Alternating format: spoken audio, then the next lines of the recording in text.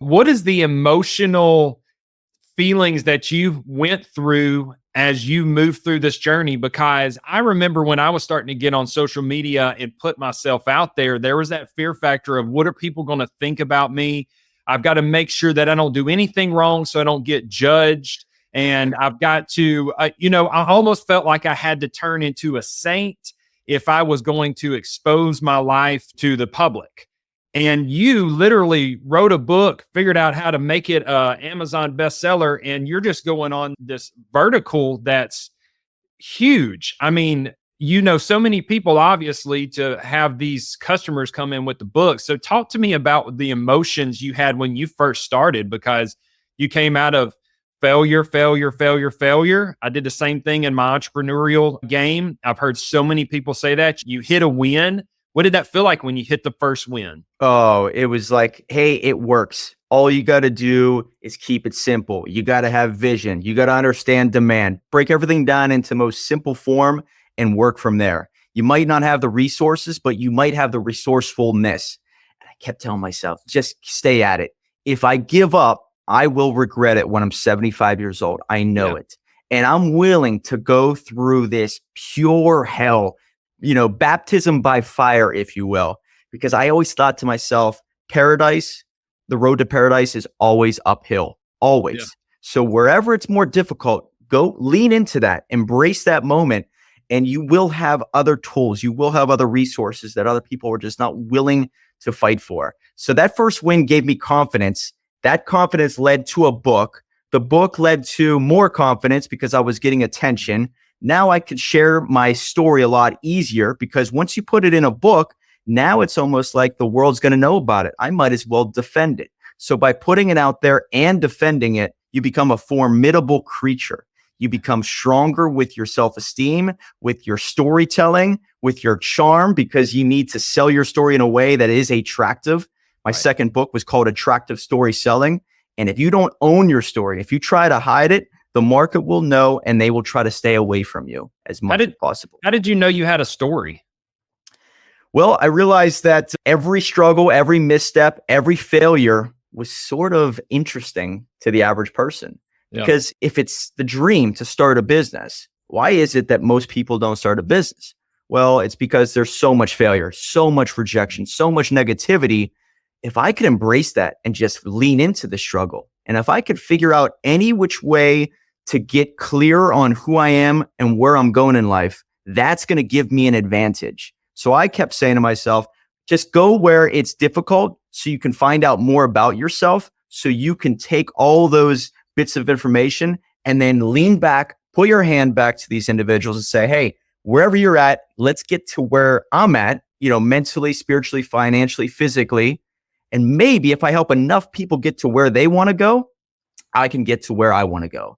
So the moment I noticed that my story was helping people, I started telling more stories, started leaning into more lessons. I tried more industries. And you know this, when you get around other high-performing individuals, by being in certain masterminds, you now are behind the curtain. You know information that other people would die for. It's only your duty to give back to those people who might not see behind the curtain just yet. Yeah. Another thing that stuck out about your story, you mentioned resourcefulness, and I see there is a consistent thread through every wealthy, high achieving person. And that is, I'm going to do whatever the hell it takes to get to my dreams. And you said, I didn't have the money. I threw a credit card together and slept in my dang car for 2 days while, I guess you went to the truck stop, got a shower each day. Maybe shower at the gym. You can shower at the Y for free, guys. You get a 3-day pass. Just let you know. But that tells us right there, your tenacity to make sure that you were going to win because you were hungry. And that's a common thing that I find in every person that is achieving things. They say, I don't give a shit what it takes. I'm going to do whatever it takes to get there. Like, you're not going to stop me. You said you had some confidence from those wins. So as you were hitting those wins, that confidence gave you even more of that power to say, nothing's going to stop me, to prevent me from reaching where I know I'm supposed to be. Did you know in your gut that there was a higher calling for Mike, that there was a different version of Mike that was supposed to be living beside the version that just got started in real estate or the version that had failed in those first couple of companies? Like, why didn't you give up? Yes. To answer that first question, I did realize that there was something inside of me that needed to come out. And as I have read more books, I've realized it was what Carl Jung, a Swiss psychologist, it says the shadow. Have you ever heard of this term at all? The shadow? No. Tell me about it. So ground zero moments will teach you more about yourself than anything else. And I agree. I thought of a book, or maybe if it's in a movie, you guys know, it's Count of Monte Cristo. I kept thinking to myself, I'm the Count of Monte Cristo. You get wronged by certain people in your life, and you're put in this box, you're put in this prison, and you're weak. Maybe you're not sure of yourself. You're not certain of your identity. You don't step away from the herd mentality. You know you should, but you can't. So when people ask you to go drinking, you go drinking. When you start to want to say what you really feel about politics, you kind of say, what are my friends and family going to think? And I kept telling myself, there's something inside of me that needs to come out. Every time I felt ashamed of not saying something, I took note of that. I said, I got to get rid of that somehow. And over time, through the journey of entrepreneurship, those ground zero moments, you dig deep into your shadow, as I talked about before. And that's all the dark energy that society pushes away because they say you don't need this anymore. You know, your thoughts, your anger, your frustration, bury that deep down. Society has no place for it. But you'll never be able to figure out who you are until you wrestle with your shadow and can control it. Because those individuals who are not yet monsters will always be treated poorly and allow the other monsters to treat them poorly. So those ground zero moments taught me that there is something inside of me that needs to come out. And I'm going to get more vocal about what I really believe. I'm going to start saying no to herd mentality. I'm going to even go a little bit more full force into my vision. When people tell me no, I'm going to use all of that as fuel, as energy to project me even more. When someone says no to me now, I'm like, thanks for the bonus tip. I appreciate that because I'm going to use that now to go a little bit farther, a little bit faster. It's extra gas in my tank, if you will. So I guess when it comes back to, for anybody out there listening or watching right now, I would say embrace those ground zero moments because if you can figure out who you are, I'm telling you, you have an advantage over 85, 90% of the people out there. Yeah. That makes every decision so much easier to write about. What are you going to write about? Well, if you know yourself and you know where you're going and you know where you come from, it's going to be easy for you to write in a blog post, easy to write on social media, easy to get up on stage, easy to get on a podcast. And that clarity allows other people to know what you stand for. And this leads into the other point where you become known as a giver. Okay. What you go through, it's not just your story.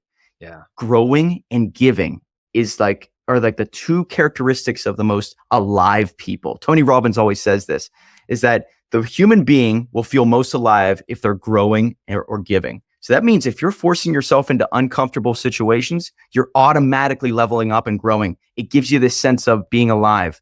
And then when you start to write books, get on a podcast, put yourself on video, you're giving back. This also fuels the soul. So as long as you're doing those two things, it's going to be an amazing life. The other people out there will stay away from that. They're going to stay in their comfort zone. They're not going to put themselves out there to defend themselves online or say what they really feel.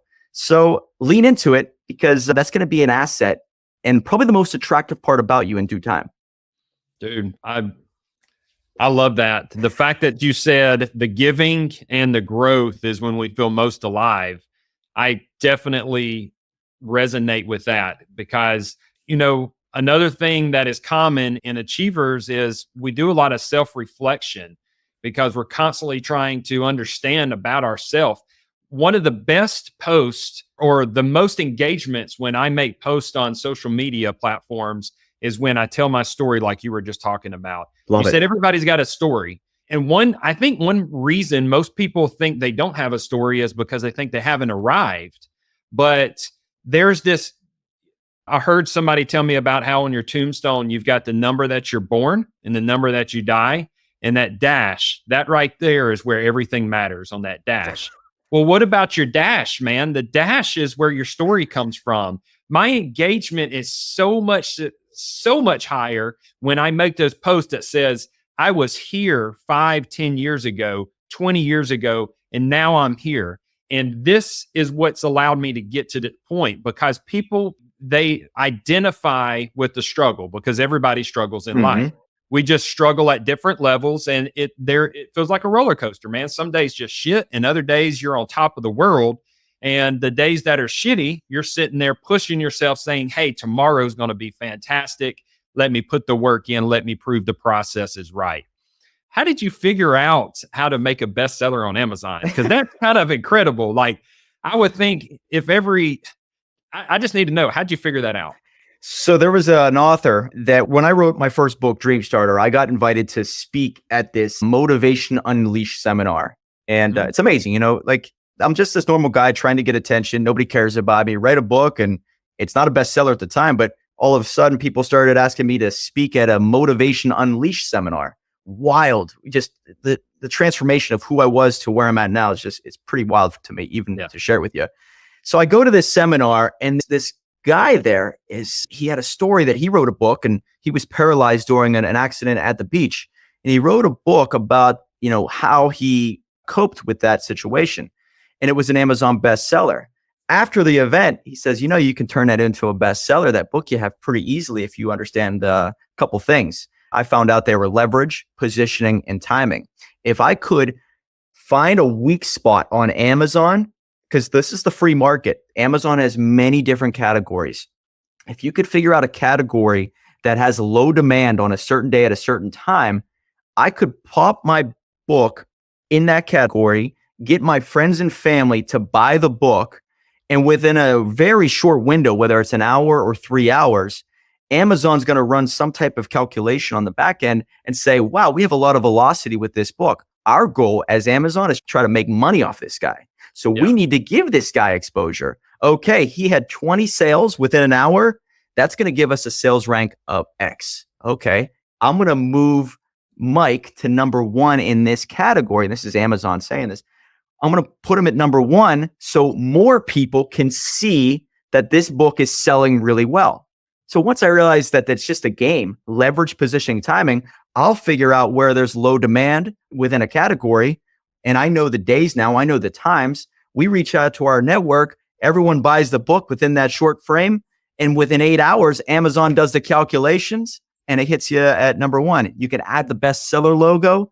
You now have the screenshots. You can change the bio. You now have a best-selling book, increasing your social evidence, your social proof. If you've ever read the book Influence by Robert Cialdini, he talks about the reason why you need to become a bestseller anywhere is because nobody will believe in you until other people believe in you. And nobody will buy from you until other people buy from you. So they're not trusting you, they're trusting the market. The moment you have bestseller next to your name, the market has already signed off on you. You've already been proven. And it makes it easier for people to pay attention to you, to listen to you, to remember what you say, and to buy from you. So the bestseller trick is a game changer, even though it only takes about 24 hours to do.